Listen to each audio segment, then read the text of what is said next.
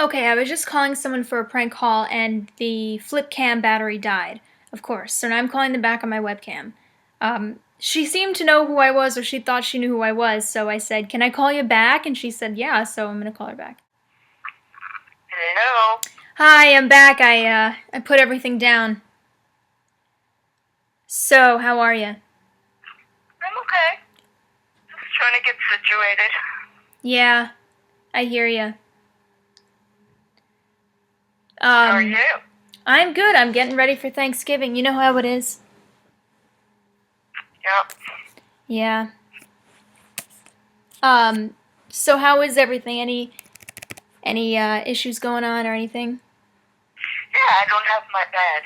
You don't have your bed? I don't have my bed. Well, that's very curious. They delivered it to the wrong place. Oh, that's rough. What are you sleeping on? An air mattress. Oh, bummer. I gotta tell you, there's a wild turkey running around my neighborhood right now.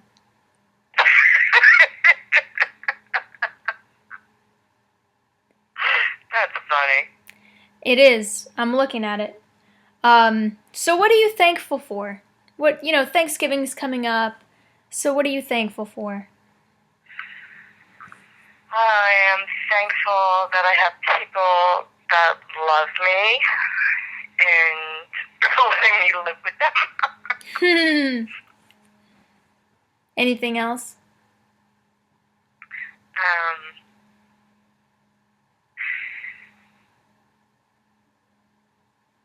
I don't know. I am thankful for Oprah Winfrey and the OWN network, or else Why? I would do nothing. What would I do with my life? What do you mean, what would you do with your life? I'm obsessed with Oprah, Oprah's network. I love it. I watch it a lot. Do you? I started to, yeah, I'm kind of addicted to it. So I mean, that's what I'm thankful for, Oprah. Do you think that that Dr. Phil is a slave to Oprah? No. Do you think he's indebted to her? Well, I think he got his start as a TV personality from her. Yeah. But I don't think he's indebted to her anymore. I heard. He's not on her network. That's true. I heard that she keeps him in a cage, or kept him in a cage. That's really weird. That's what I heard. I saw it on a TV show. They actually had footage of him coming out of the cage, and Oprah was there, and it was very weird. But you know what? I don't let that stop me from liking Oprah. And Well, I think she's had a rough time since she stopped her talk show. Yeah. On whatever channel it was. Yeah. Things are different here than they were down there. Yeah, you must be rough. I'm thankful for being back in New York. Yes. I was always a New Yorker, even when I was down there. Preach. I never thought of myself as a North Carolinian. I mean, I know. You can't compare. No, you can't compare. What were some of the things you hated about living in North Carolina? That there is a difference in the people. You know how they always say Southerners are really nice and really polite? Yeah, that's a bunch of bull. That's only on the surface. That's true. Yeah. They will say hello to you as you walk by or they walk by you, but there's never any attempt to go further with it. I know. They say bless her heart, and really they're like cursing you out in their mind. Well, I don't think everybody's cursing you out. I mean, some people are nice, but most of my friends were not originally from the South. Oh, right. So did you get a Southern accent?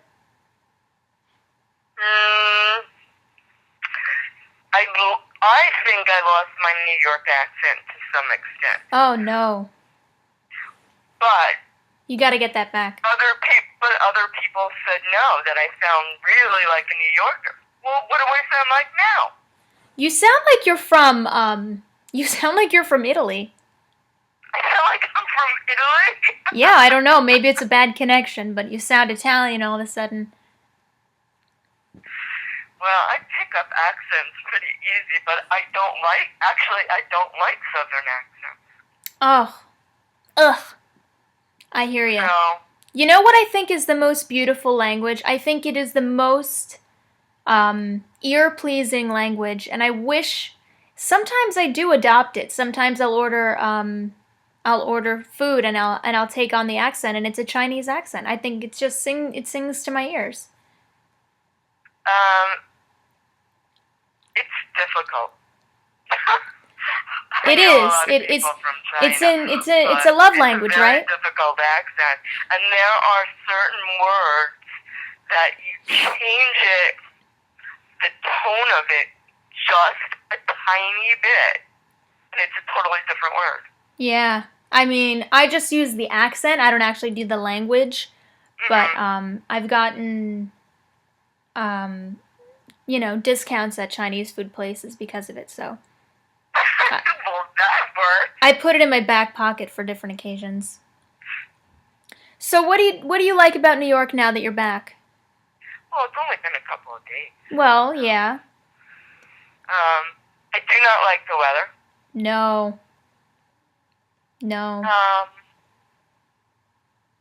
But I like the honesty. Yes. Yes, I definitely agree.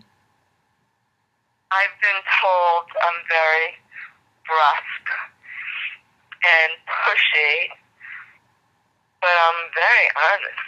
I know. I mean, which some people don't like. You know what? Forget those people. I will tell you a story, and I got a lot of trouble for it, but I don't care. I saw a woman at a grocery store, and she had a mole on her eyelid. Ooh, that must have hurt. Well, and ugly, but of course. It had a hair coming out of it, and I said to her, "You have a mole with a hair coming out of it." She punched me in the face. She did not. It felt like it. I had to go to a different aisle But you gotta be honest. Those situations, you gotta be honest. If you see something, you gotta say something. That's what they say at the train station, right? I don't know. I don't go to the train station that often.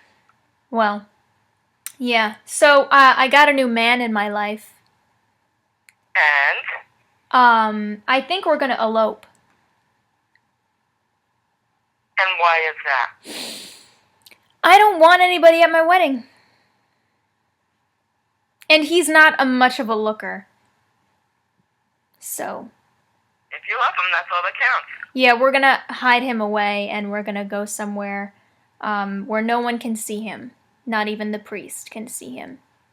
That's very weird. I know. I think we're gonna go to a dark alley. It'll be an alley wedding. You hear about those alley weddings. They're very popular now.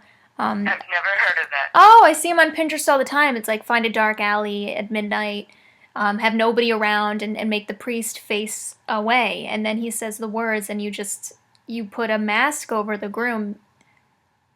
I've seen it on Pinterest. Okay. I think I'm not on Pinterest, so I wouldn't know that. I think we're going to do that. It has a very British feel, like very Jack the Ripper type of feel. I mean, it's very romantic for a wedding, so I just thought it's unique and no one will see him. We're not doing like Christmas cards with our faces on them because of that. We're going to do, just a picture of a Christmas tree and a season's greetings, a very vague season's greetings, so no one will know what we celebrate. Well, that way it works no matter what religion somebody celebrates. But what if they don't want to greet the season? What if they don't want to greet the season?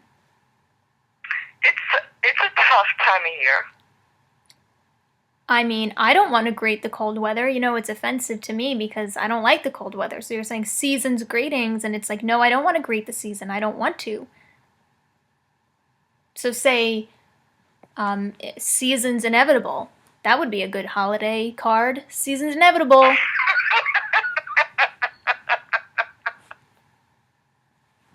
That's what I think.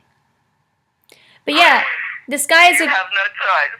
This guy is a good guy, though. His name is Bert, and he's a little older, but who cares? He has a lot of money. Well, a lot of money doesn't make a person good nor bad. But he's good because he has a lot of money. I decided because he does have a lot of money, and I like it. I like it. He sits on a bag of money. He doesn't have an office chair. He just sits on a bag of money, and I thought that was very attractive. Okay. So we're probably gonna get married. I mean, he doesn't know about it yet, but I think one night I'm just gonna be like, let's go to the grocery store, and then I'll put a bag over his head, and I'll be like, we're actually gonna get married in this alley tonight. And I've never met his family, but I don't think they'll mind. I don't think he'll mind. If it's a surprise wedding, I don't think he'll mind. Okay. We'll see. You will see. You can't really call it. No one can really know. No one really knows. Even when you're engaged, you never know if they're gonna flee the altar. You never really know. Unless if they have a lot of money, then you'll stay. But yeah. Well, sounds like you have a very exciting life right now. Oh, I do. I have so much going on. I got stuck in my mailbox yesterday. You got stuck in your mailbox. I got stuck in my mailbox. Well, you know, I've lost a lot of weight. So, I was trying to reach and get the newspaper, and I couldn't reach it. And then the door on the other side opened, and so I had to sort of go in there, and I went all the way through, and I got stuck. My arms were coming out the end of the mailbox, the newspaper was on the ground, and my legs were sticking out the end of the mailbox. Okay, this is too much. I have to ask you, I do not recognize your voice. Who are you? Oh, this is Jan. You called somebody you don't know. But it was very pleasant speaking to you. Deborah? No? No! This is Deborah. No. I am embarrassed. And I never got stuck in my mailbox. I would recognize the voice eventually, and you would say something, and, no. I'm sweating from my armpits. I'm so embarrassed.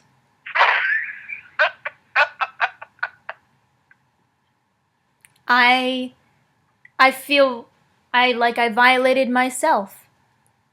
You did not violate yourself.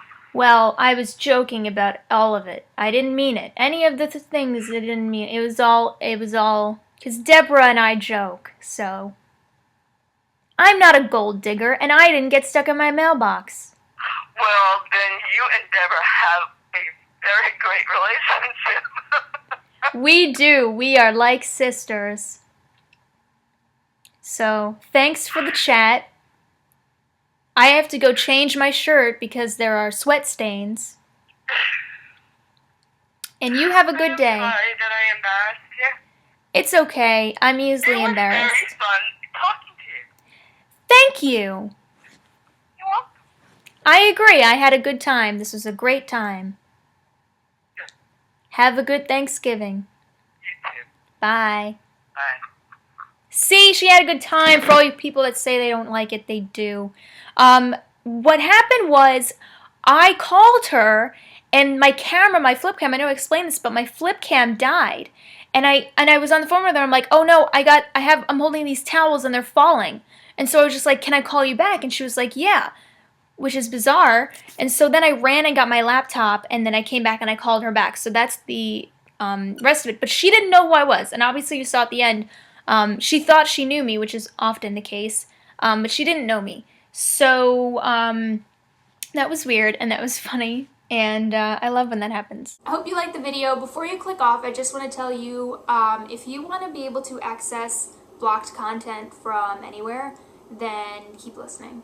There's something called Hotspot Shield. It's one single universal account for malware and identity theft protection. It works for all your devices: Windows, Mac, iPod, iPhone, iOS, I mean all of your devices. It's iOS and Android malware too. And this is a really cool thing, is you can access blocked content from anywhere. It lets you have full privacy when you're doing things online, which is really important. You want privacy, I want privacy online, and you never really know what you can trust. So yes, Hot Shield, very, very cool. Highly recommend. I think you should check it out, link below. Thank you for watching. Please comment, thumbs up, and subscribe. And that's it. Bye.